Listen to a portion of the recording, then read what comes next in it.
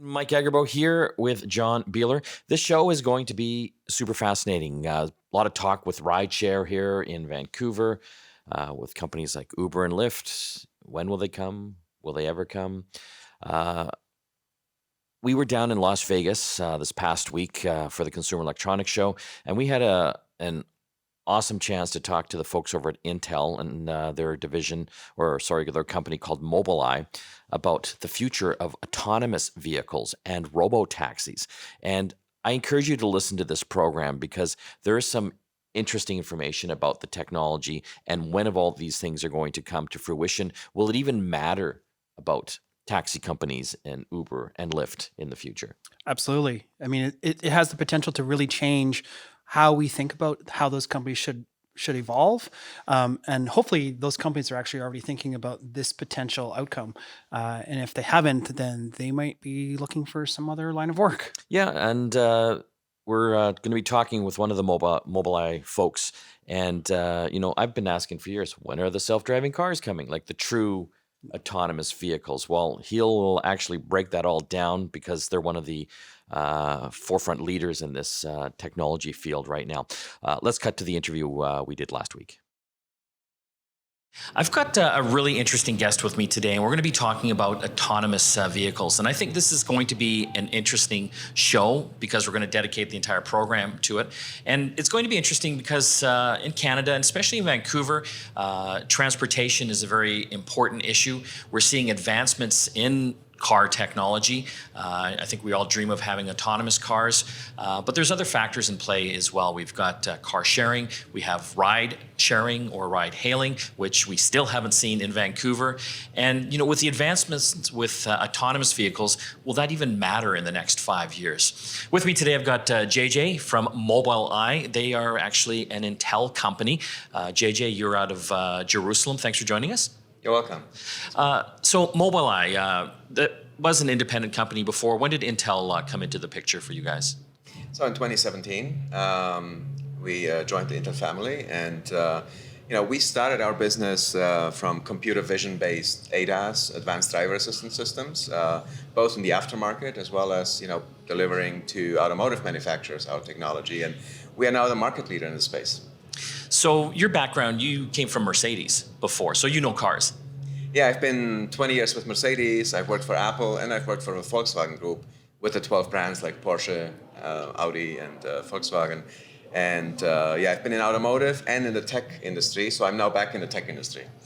So, when a lot of people think of autonomous vehicles, Tesla is one of the brands that comes to mind because they keep claiming that they're going to have autonomous cars very, very soon. But, what are we looking at for, more of a wide rollout of true autonomous vehicles that, you and I could go in and purchase? Yes. So we have, in fact, announced publicly that we will have our first mobility as a service, meaning ride-hailing with self-driving vehicles, launch in 2022 in Tel Aviv, in Israel.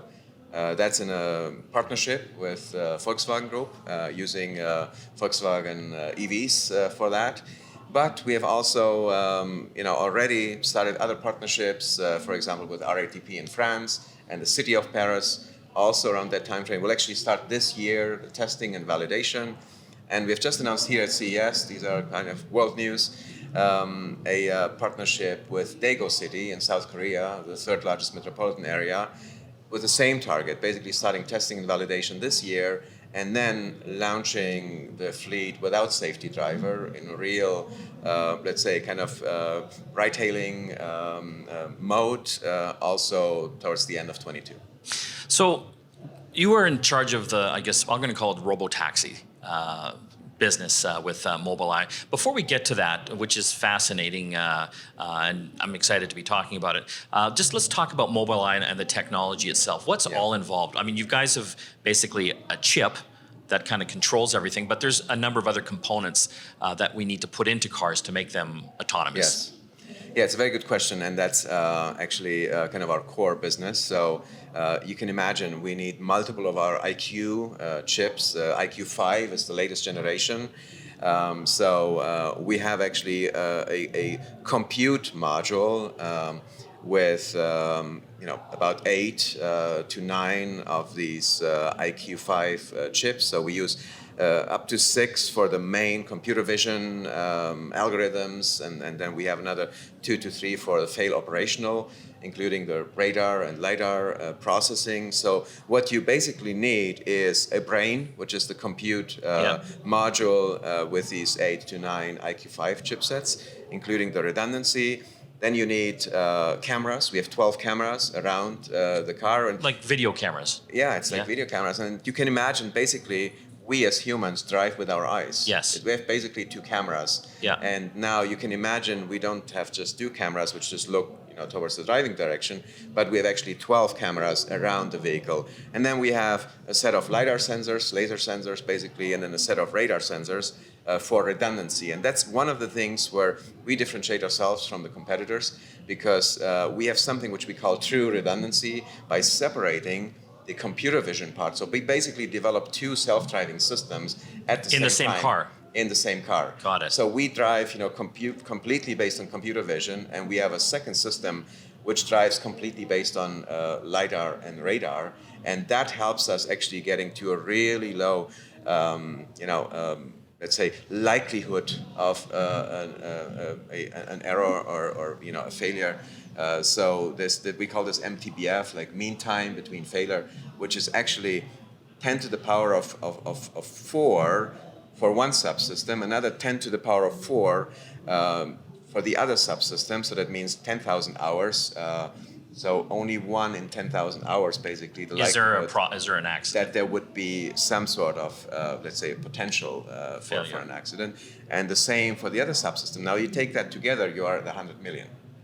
So 1 in 100 million. 1 in 100 million. What are humans? We are actually at a much, much lower rate. No kidding. So you can actually imagine that this is, 100 plus times safer than humans.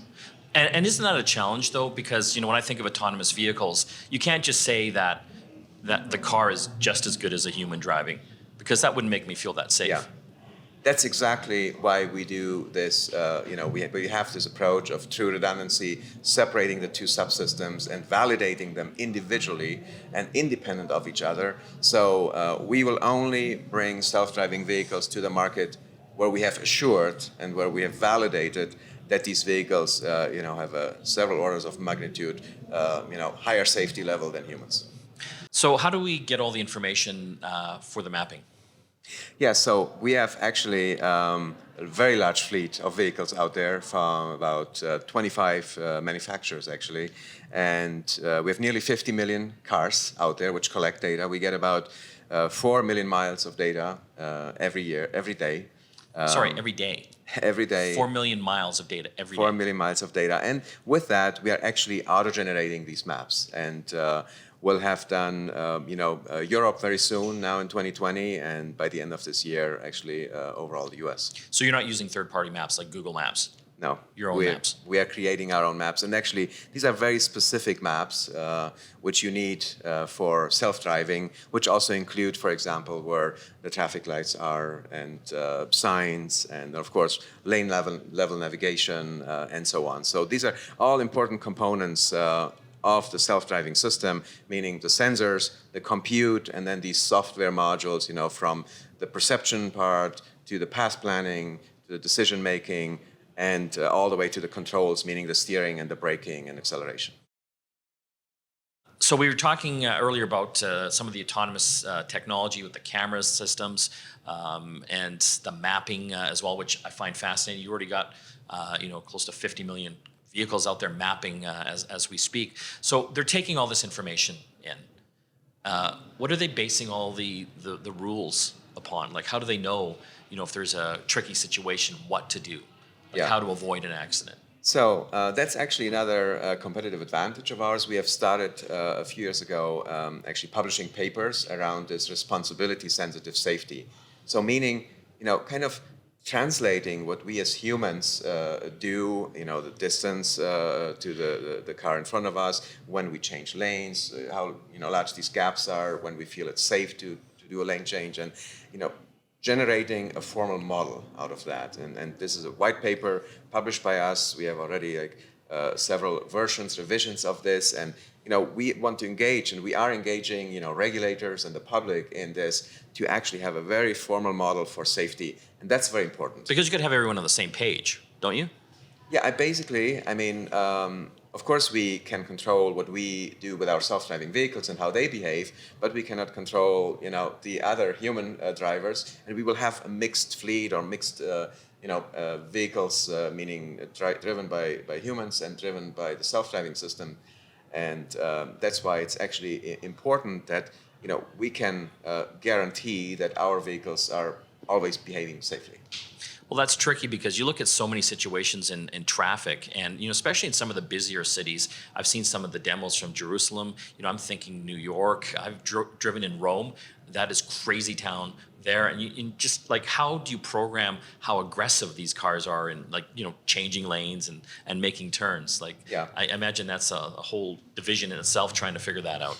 Yeah, that is true, and of course we have experts in our R&D division which are working on exactly this decision-making part and the rules and implementing the RSS model as responsibility-sensitive safety, formal model for safety, and it's also interesting actually. What we see is that the culture of driving is different. Yes. Sometimes like city by city or region or country by country, and we are actually able, with that formal model, to just change some parameters, and if the culture of driving is a bit more relaxed, people drive slower and just not so assertive or aggressive in other countries, then we adapt and we feed we basically fit right in there. So we were talking earlier. You've got 5 layers to the whole business here. Can you just kind of summarize those for us? Yeah, so for mobility as a service, which basically means bringing ride-hailing fleets with these self-driving vehicles to the market, we see that divided into 5 business layers. So mobility as a service, layer 1 is the self-driving system, the technology which is proven, which basically replaces the human driver and ensures much safer driving in the future, because about 94% of all accidents today are caused by humans, unfortunately. Yeah, we're not that great, are we? We aren't great, and we know we can actually do such a much better job. And because basically these vehicles don't drink and drive, they don't text and drive, they don't get distracted, they don't fall asleep, they don't take drugs, they react in milli or microseconds and don't need a second. So that's the whole self-driving system. Now, mass layer 2 is the self-driving vehicle. And on the vehicle side, there are also things which are basically changing. We have redundancy, redundant braking, redundant steering, redundant power supply, and eventually we'll have also vehicles which have higher durability, longer vehicle lifetime, and so on. Then layer 3 is what we call the fleet operations, because these are fleets. So in each of the cities, for example, like Vancouver, you will have these service hubs where the vehicles get cleaned, get washed, get vacuumed, get charged, maintained, charged, parked, and so on. And then also the whole fleet management and operations. And then layer 4 is what we call the mobility intelligence, meaning that's where Uber or Lyft play today. That's their home field, and you need basically demand analysis, demand prediction, and then the whole apps in front of customers, basically where you book and where the payment is being handled, and also the route planning and so on. And layer 5, the last one, is basically the rider experience and services. You can imagine now people have time. Yes.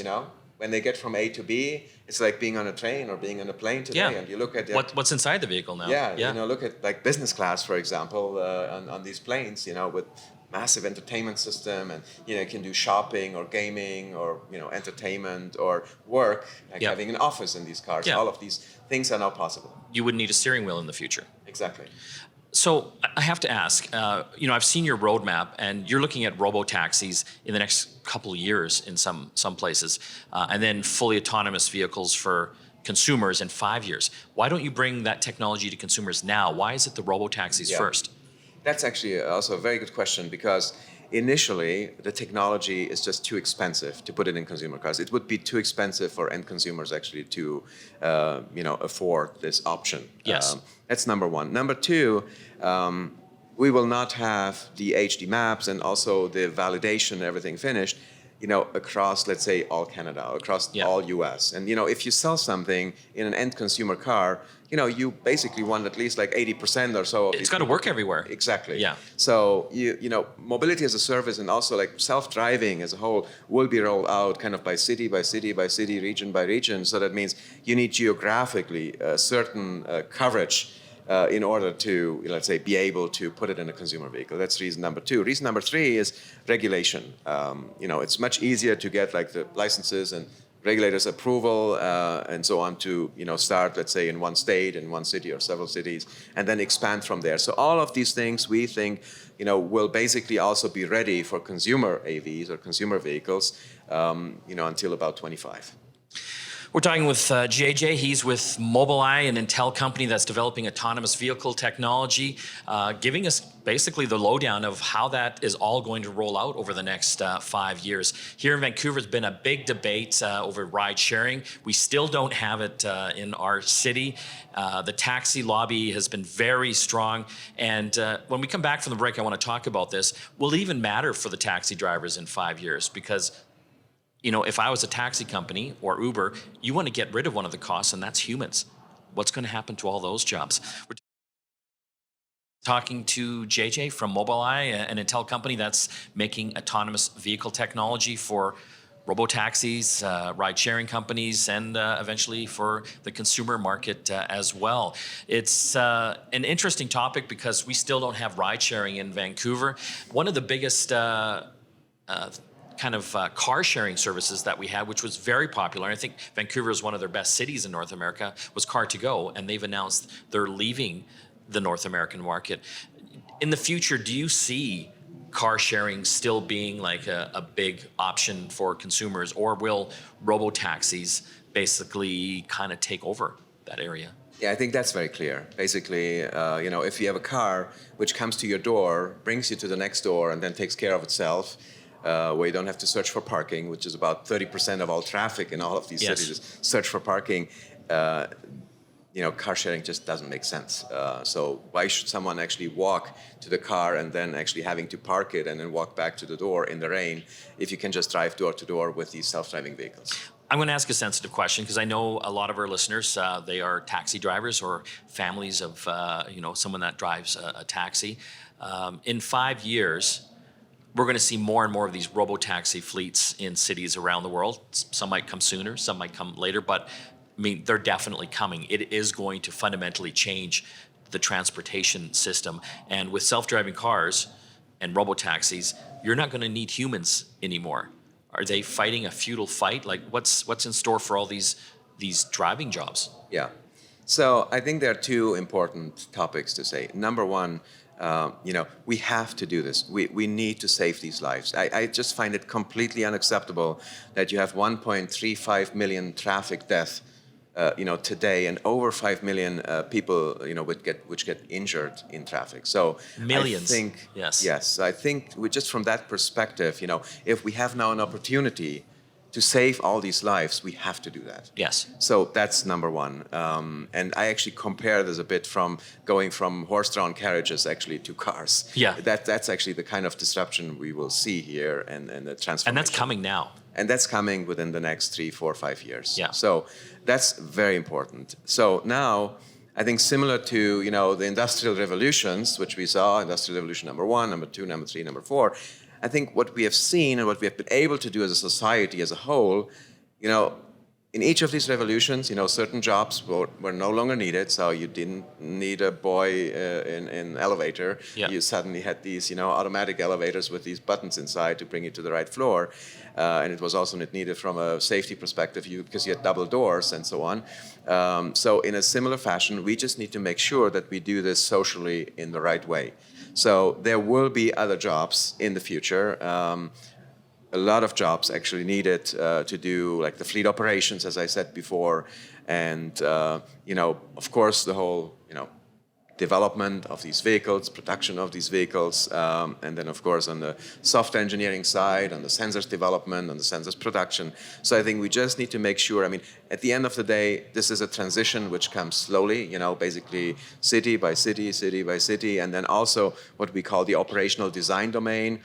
we're not going to be available like in the whole city right away in the beginning. So basically we are starting with a smaller fleet and then enlarging the fleet, enlarging this operational design domain, covering more streets, covering more, addresses and point-to-points. And so I'm actually quite positive that we will be able to include actually these businesses, maybe even like taxi companies today. Maybe they have, instead of like 10 or 50 or 100, kind of human-driven taxis, they might have 10 or 50 or 100 self-driving vehicles or self-driving taxis in their fleet and still take care, of these vehicles, clean them, maintain them, vacuum them, charge them, park them, and so on. So I think we can do this in a socially acceptable way.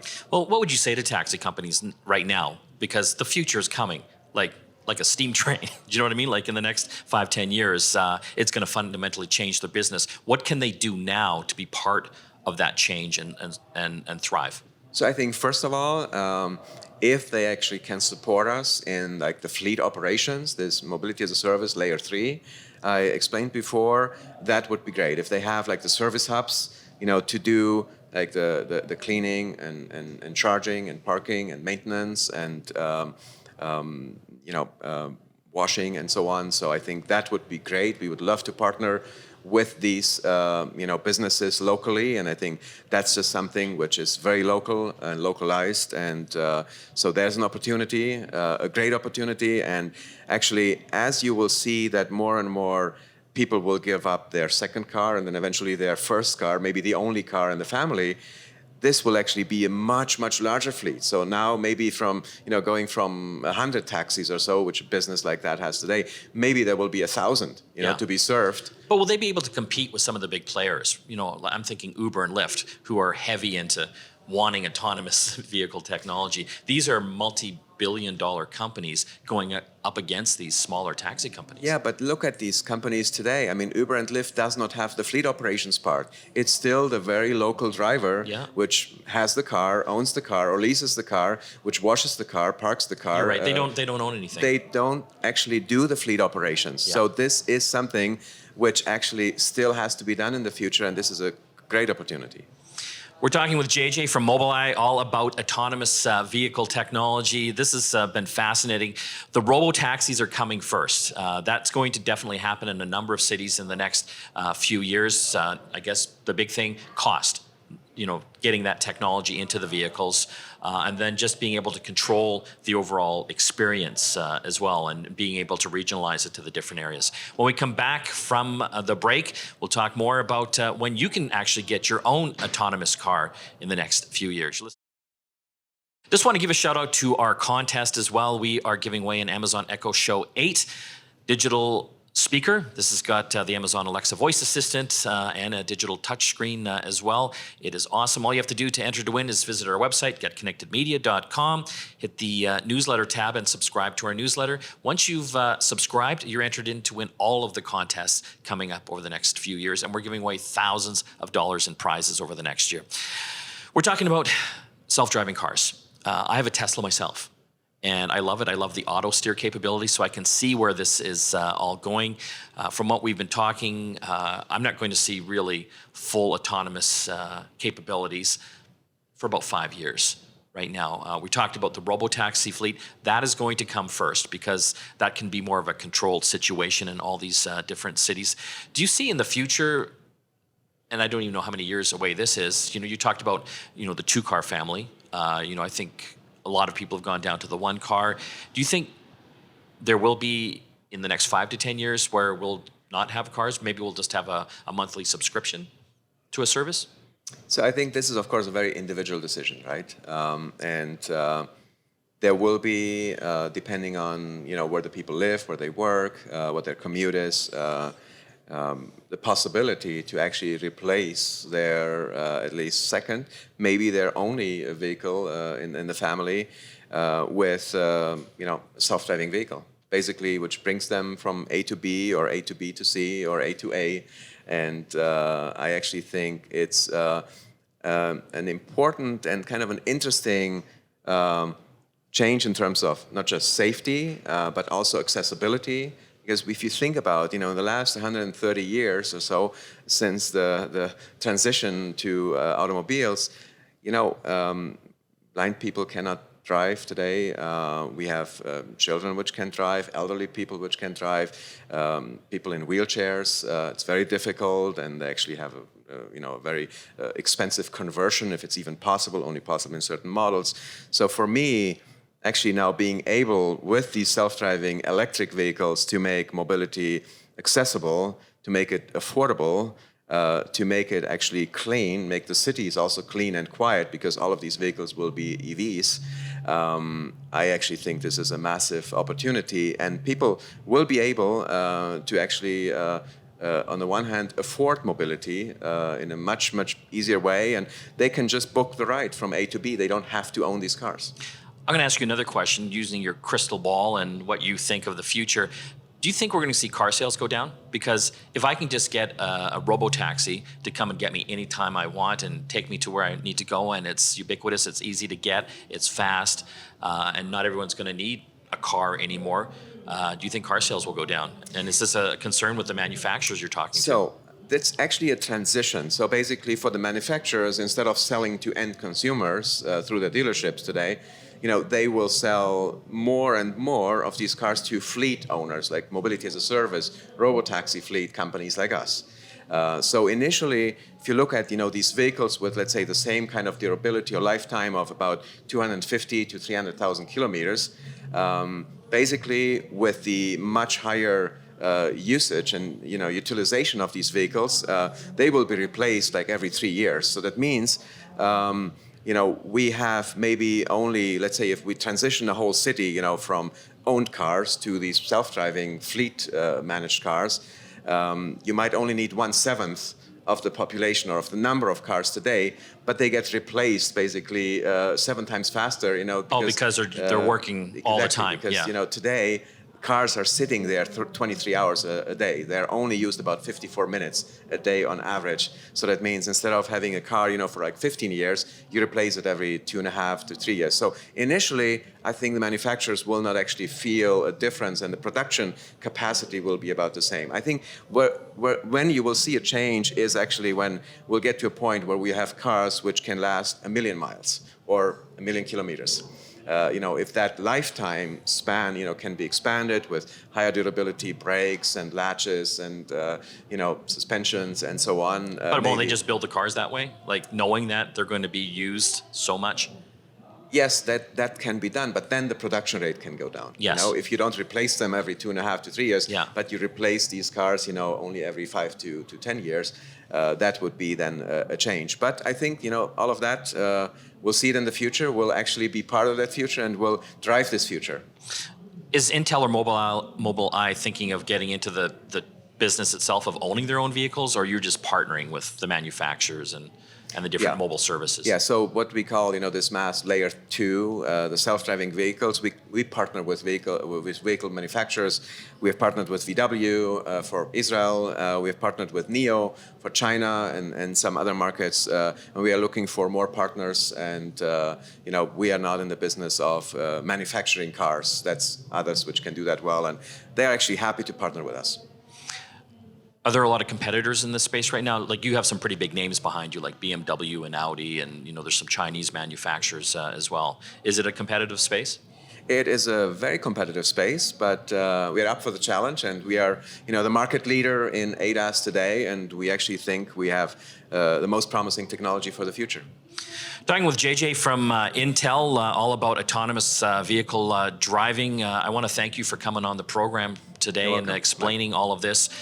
So I'm looking forward to getting some robo-taxis in Vancouver, hopefully sooner than later. Maybe you can talk to our government about expediting that, but good luck with everything. Is there a place where people can go on the web to find about Mobileye a little bit more? Yeah, of course, www.mobileye.com and, of course, www.intel.com. Thank you. When we come back from the break, we got a little bit more tech to talk, and we'll tell you about our contest once again. That was an interesting interview. Again, that was taped last week when we were down in Las Vegas at the Consumer Electronics Show. John, it was interesting hearing from someone that's neck deep in the technology. And we know that self-driving cars are coming, but I always wondered how it would affect car sharing, ride sharing, taxi companies.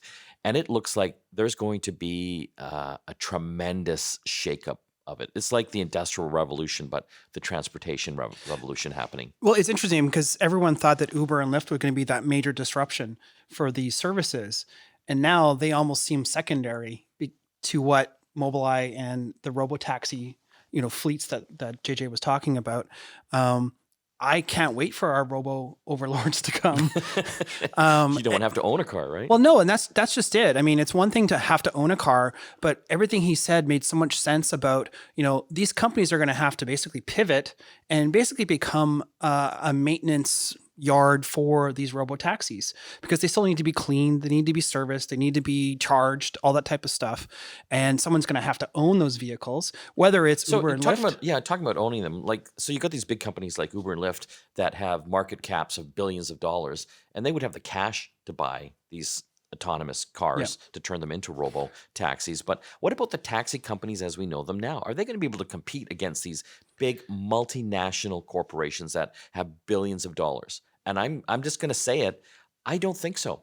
Well, the other interesting thing that we've seen over the last couple of years is even the car companies themselves looking to get into that space. Why wouldn't they? They're making the cars. Right. Yeah. I mean, and even Elon Musk, one of his dreams with his whole Tesla company is that Tesla owners could basically be taxi owners. You know what I mean? Like once they have fully autonomous capability, you could basically let your Tesla go out and be a taxi for the evening if you wanted to make a few extra dollars. So I think we're going to see some really interesting business models. But what we know now, the existing taxi companies and Uber and Lyft, the ride sharing, it's like in 5 to 10 years, that's just going to be shaken all up anyway. Absolutely. Yeah. No, I it's really exciting time to think about this, because I'm at the point now where I'm looking to perhaps replace my 10-year-old vehicle, and I almost don't want to. I'm going to try to let it ride as long as I can, because this new future seems a lot closer than it was even before last week to me. Yeah.